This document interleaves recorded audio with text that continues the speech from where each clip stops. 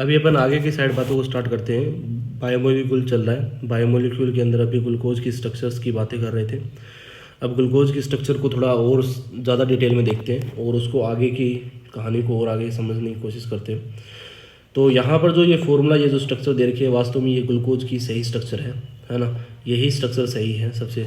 इससे पहले जो अपन ने स्ट्रक्चर बना रखी थी ये इतनी मतलब सही नहीं मानी जा सकती। जो ये इसका फिशर फार्मूला है, फिशर फार्मूले के फॉर्म में इसको रिप्रेजेंट कर रखा है, वास्तव में यही इसकी ग्लूकोज की सही स्ट्रक्चर है, ठीक है ना। तो इसमें जो OH की पोजीशन है वो बहुत ज़्यादा मायने रखती है। यहाँ पर OH की पोजीशन बदल देंगे तो अपना मोनोसेकेराइड भी बदल जाएगा, समझ रहे हो मेरी बात को। तो मोनोसेकेराइड भी बदल जाएगा अगर OH की पोजीशन बदल देंगे। तो यहाँ पर ग्लूकोज के लिए याद रखना है कि यहाँ पर ये है 1 नंबर कार्बन, ठीक है ना। IUPAC के अनुसार से एल्डिहाइड 1 नंबर कार्बन, ये 2 नंबर कार्बन, ये 3 number carbon, 4 number carbon, 5 number carbon, 6 number carbon, 6 carbon की चेन है ना। और यहाँ पर देखने को मिलता है कि कौन कौन से कायरल है। तो ये कायरल है, ये कायरल है, ये कायरल है और ये कायरल है, ठीक है ना। तो यहाँ पर सिमेट्री नहीं है, इसलिए ऑप्टिकली एक्टिव रहता है। ये ऑप्टिकली क्या रहता है, ये ऑप्टिकल ग्लूकोज होता है वो ऑप्टिकली क्या रहता है, एक्टिव रहता है।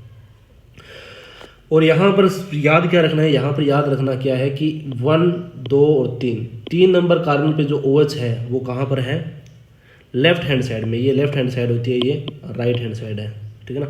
तो लेफ्ट हैंड साइड में है, ठीक है ना। तो ये इसके लिए ग्लूकोज की स्ट्रक्चर के लिए याद रखना है। जब मैं आइसोमेरिज्म पढ़ा रहा था तब ग्लूकोज की स्ट्रक्चर के लिए मैंने बताया भी था कि यहाँ पर जो OH है, 3 नंबर का OH है वो कहाँ पर है, 3 नंबर का OH होना चाहिए अपने लेफ्ट हैंड साइड में, है ना। बाकी सारे के सारे OH कहाँ होने चाहिए, राइट हैंड साइड में। कितने होने चाहिए, राइट हैंड साइड, तब वो ग्लूकोज है, अदरवाइज वो ग्लूकोज नहीं है। समझे बात क्या। अगर इन सब की OH की पोजीशन बदल देंगे तो मोनोसेकेराइड भी बदल जाएगा। अच्छा, ये कार्बन है जो 6 नंबर का कार्बन है वो कायरल ही नहीं है, ठीक है। तो यहाँ पर ग्लूकोज के अंदर कितने कायरल सेंटर है, 1, 2, 3, 4 कायरल सेंटर है, जिसमें से 3 नंबर का कार्बन है। According to IUPAC numbering 1, 2, 3 number का कार्बन है, उसकी पोजीशन में OH की पोजीशन होगी वो लेफ्ट हैंड साइड में रहेगी, ठीक है। ये कहानी हो गई ग्लूकोज। अगर ये है, ये स्ट्रक्चर है तो वो सही ग्लूकोज है। अच्छा, यहाँ पर अगर इसकी रिएक्शन अपन किसके साथ करा दे, सल्फ्यूरिक कंसनट्रेटेड HNO3 के साथ करा दे, कंसनट्रेटेड HNO3 के। तुम्हें पता है कंसनट्रेटेड HNO3 इसको निपटा देगा, है ना। तो 1 डिग्री एल्कोहल अगर इसमें कन्वर्ट कर देगा तो ऑक्सीडेशन हो जाएगा ना। तो अगर इसका ऑक्सीडेशन करेंगे, ग्लूकोज का क्या करेंगे, ऑक्सीडेशन करेंगे तो क्या बनेगा, ग्लूकोनिक एसिड बनेगा। क्या बनेगा, ग्लूकोनिक एसिड बनेगा। क्या बनेगा, ग्लूकोनिक एसिड। ये रहा ग्लूकोनिक एसिड। अगर कंसनट्रेटेड HNO3 के साथ रिएक्शन कराएंगे तो बन जाएगा सेकेरिक एसिड, ठीक है ना। तो यहाँ पर OH की पोजीशन तो बहुत मायने रखती है, ठीक है ना, 3 नंबर कार्बन की। अच्छा, इस ग्लूकोज का करेक्ट नेम क्या होगा। इतने दिन तो अपन ग्लूकोज कह रहे थे, अब इस ग्लूकोज का नाम इस स्ट्रक्चर को देखने के बाद में होगा D प्लस ग्लूकोज। क्या बोलेंगे इसको, D प्लस ग्लूकोज। जो यहाँ पर D है वो वास्तव में कॉन्फ़िगरेशन है। क्या है, कॉन्फ़िगरेशन है। 2 टाइप का कॉन्फ़िगरेशन होता है, D और L। जब अपन ऑप्टिकल आइसोमेरिज्म पढ़ते हैं तो मैंने बताया था D और L होते हैं, वो क्या होते हैं, 2 प्रकार के आइसोमर्स होते हैं, है ना। तो यहाँ पर D लिख रखा है, कैपिटल D है, और यहाँ पर प्लस है तो यहाँ पर D स्मॉल d है। देखो, प्लस को तो बोला जाता है स्मॉल d डेक्स्ट्रो रोटेटरी, और माइनस को बोला जाता है L मतलब लियो रोटेटरी। समझ रहे हैं बात को। तो यहाँ पर प्लस होगा वो स्मॉल d होगा, ठीक है ना। इसको प्लस लिख दो या फिर स्मॉल d लिख दो, एक ही बात है, ठीक है। माइनस होगा वो क्या होगा, स्मॉल l होगा। समझ रहे हैं बात को। तो अगर कहीं माइनस लिखा जाए तो वो होगा स्मॉल l, क्या होगा, स्मॉल l। और कहीं प्लस लिखा रहा है तो वो क्या होगा, स्मॉल d। पर कैपिटल D और स्मॉल d में पहले बताया था बहुत अलग होते हैं, ठीक है ना। तो इसका करेक्ट नेम होगा, ग्लूकोज का सही नाम होगा प्लस, मतलब यहाँ पर D प्लस ग्लूकोज। मतलब D है यहाँ पर, ये क्या करता है, कॉन्फ़िगरेशन को रिप्रेजेंट करता है। यहाँ पर D नाम क्यों देखा गया तो मैं बता देता हूँ। जब मैंने DL नेमिंग बता रहा था आइसोमेरिज्म के अंदर तो मैंने बताया था कि ये DL नेमिंग के लिए सबसे पहले करेक्ट फिशर फॉर्मूला लिखो। करेक्ट फिशर फॉर्मूले में क्या होगा, IUPAC पे का जो 1 नंबर है, IUPAC में के according to IUPAC 1 number carbon है वो टॉप पे होना चाहिए, है ना। और ये इस तरीके से इसको अरेंज करेंगे। पहली बात तो इसको ऐसे अरेंज कर लिया तो ये हो गया। फिर उसके बाद में देखना होता है सबसे लास्ट कायरल सेंटर पे OH की पोजीशन क्या है। अगर OH लेफ्ट हैंड साइड में है, ये अगर यहाँ है तो इसका नाम हो जाएगा L, अगर राइट हैंड साइड में है तो उसका नाम हो जाएगा D। तो यहाँ इस ग्लूकोज की स्ट्रक्चर देखो जरा, यहाँ पर ये अकॉर्डिंग टू ये सही फिशर फॉर्मूला है, क्योंकि according to IUPAC first carbon ये है, दूसरा, तीसरा, चौथा और 5वां। और छठा, तो ये सही फिशर फॉर्मूला है। सही फिशर फॉर्मूले में लास्ट कायरल सेंटर देखो, लास्ट कायरल सेंटर देख लिया, लास्ट कायरल सेंटर यही है। इस कार्बन कायरल पे OH की पोजीशन क्या है, लेफ्ट हैंड साइड में, राइट हैंड साइड में, तो यहाँ पर देखने को मिलता है राइट हैंड साइड में। राइट हैंड साइड में है तो इसका नाम हो जाएगा डी, अगर लेफ्ट हैंड साइड में होता तो इसका नाम होता है एल, तो इसलिए इसको डी नाम दिया गया है, ठीक है ना।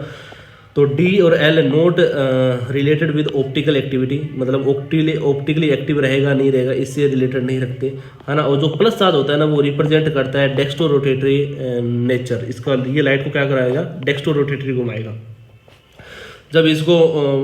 जब इसको पोलरिमेट्री ट्यूब में डालेंगे, पोलरिमेट्री ट्यूब में डालने के बाद में ये PPL लाइट को, प्लेन पोलराइज लाइट को क्या घुमाएगा, डेक्स्ट्रो रोटेटरी डायरेक्शन में घुमाएगा, घड़ी की दिशा में, ठीक है ना। तो यहाँ पर ये ग्लूकोज की ये बात आ गई। अब बात करते हैं DL नेमिंग, जो अपन पढ़ चुके हैं कहाँ पर, आइसोमेरिज्म में।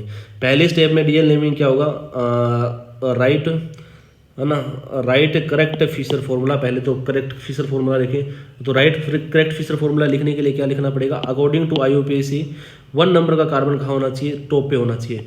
First carbon according to IUPAC always on top, सही बात है। फिर इसके हिसाब से देखने के बाद में अपन क्या करेंगे, लास्ट एसिमेट्रिकल कार्बन देखना है अपन को, देखा है जैसे मैंने बोला था, लास्ट एसिमेट्रिकल कार्बन या फिर लास्ट कायरल कार्बन देख लो, उसको क्या करना है अपन को देखना है। अगर उसमें OH की पोजीशन राइट हैंड साइड में तो उसका नाम हो जाएगा D, अगर लेफ्ट हैंड साइड में तो उसका नाम हो जाएगा L। समझा ये बात क्या। जैसे इसके बात करें तो ये भी एक कार्बोहाइड्रेट है, जैसे कि एक कार्बोहाइड्रेट की तरह देख लो, तो यहाँ पर होता है ग्लिसरॉल्डिहाइड। ये क्या है, ग्लिसरॉल्डिहाइड। तो अकॉर्डिंग टू IUPAC ये सही नाम है, मतलब सही से अरेंज है 1, 2 एंड 3। तो यहाँ पर देखो ये कायरल सेंटर है, कायरल सेंटर में किस साइड में है, राइट हैंड साइड में, तो इसको बोला जाएगा डी ग्लिसरॉल्डिहाइड, और ये होगा एल ग्लिसरॉल्डिहाइड। कैपिटल डी की बात कर रहा हूँ मैं, यहाँ पर लिख लेना कैपिटल डी, नोट्स बनाओ तो कैपिटल डी, और ये क्या है, एल, ठीक है ना। तो यहाँ पर देख लेना, ये प्लस और माइनस ये चीज़ अलग होती है, प्लस और माइनस, तो ये लियो रोटेटरी है, डेक्स्ट्रो रोटेटरी, ये प्रैक्टिकल से डिपेंड होता है, ये अपन कभी भी ऐसे डायरेक्ट नहीं निकाल सकते, प्रैक्टिकल करके देखना पड़ेगा। तो यहाँ पर देखो जरा, इसी स्ट्रक्चर को वापस उठाया गया, इसी स्ट्रक्चर को मैंने बोला था ना ये डी था, ये डी है क्योंकि ये राइट हैंड साइड में है और ये लेफ्ट हैंड साइड में, तो इसका एल हो जाएगा। तो ये देखो राइट हैंड साइड में डी लिख रखा है, डी ग्लिसरॉल्डिहाइड, ठीक है ना। ऐसे ग्लूकोज में देखो, ग्लूकोज में देखे हुए तो ग्लूकोज में यहाँ पर देखना अच्छे से, तो यहाँ पर ये कहाँ पर है, राइट हैंड साइड में, इसलिए इसको नाम लिखा जाएगा डी। प्लस और माइनस, प्लस है या माइनस है, ये डेक्स्ट्रो रोटेटरी, लियो रोटेटरी, ये कैसे पता चलेगा, प्रैक्टिकल से पता चलेगा। बाकी बातें करेंगे नेक्स्ट वीडियो के अंदर, अभी के लिए बस इतनी सी बातें करते हैं।